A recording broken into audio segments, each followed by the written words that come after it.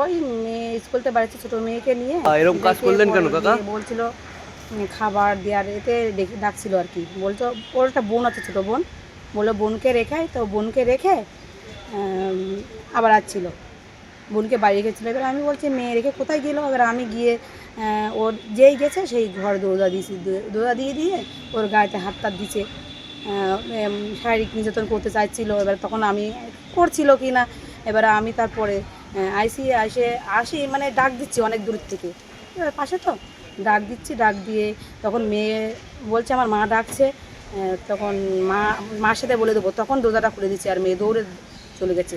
মূলত এই যে 70 বছরের যে বৃদ্ধা, ইনার বাড়ি আপনার বাড়ি থেকে কত দূর? আমার বাড়ি থেকে ওই 2 মিনিট খান। মানে স্কুল থেকে বাড়ি?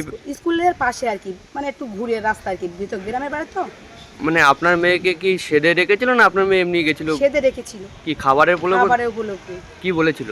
খাবার দেবে নাকি, ছোট বাচ্চা যেটুকু যা বলছে সেটুকু। তো এই যে সম্পর্কে তো দাদু হয়, 70 বছর হয়ে গেলে এই যে দাদুর একটা নৃশংস ঘটনা ঘটালো, কি বলবেন? আপনি তো একজন মা হয় মেয়ের, কিভাবে দেখবেন সমাজের উদ্দেশ্যে? আমাদের হচ্ছে ওনার জন্য শাস্তি হয়, ও সাদা হয়, এটাই। কারণ আমার বাচ্চা তো ওই দিনকে আমি যদি না হতো, ডাকতাম না হতো, তখন তো আমার বাচ্চাকে সে মেরে দিতেও পারতো, খারাপ কাজও করতে পারে। কি চাচ্ছেন আপনি? আমি চাচ্ছি তার সাজা হোক, উপযুক্ত সাজা হোক। এরকম কাজ করলেন কেন কাকা? হ্যাঁ, আপনার নাতির বয়সী তো, এরকম করলেন কেন? ও কাকা, এরকম করলেন কেন?